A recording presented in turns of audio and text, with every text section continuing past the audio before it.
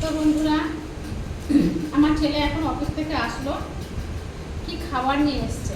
হ্যাঁ, তো সেটা তোমাদের সামনে খুলছি আর দেখাচ্ছি।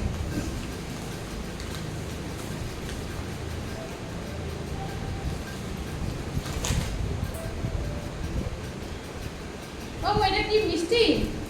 রসগোল্লা কালো জাম। অত তো রসগোল্লা কালো জাম বলে, এটা নাকি? ও, কালো জাম নিয়ে এসছে ছেলে। তো দেখাচ্ছি, এখানে কোথায় বিক্রি হয় রে? মিষ্টি দোকান তো দেখতে পাই না। এভাবে প্যাকিং করে দিয়েছে, চারিদিকে প্লাস্টিক মারিয়ে দিয়েছে আর কৌটার মধ্যে দিয়েছে। দেখতে পাচ্ছ, কালো জাম বলছি আমরা, এটাও এখানে কি বলে আমি জানি না। যাই হোক, কালো জামই বলে এখানে, আমার ছেলে বলছে। আর কি নিয়ে এসছে? এটা কি আছে? লাড্ডু।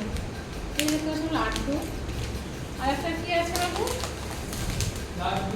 আর একটা কি আছে এটা? ও, কেক।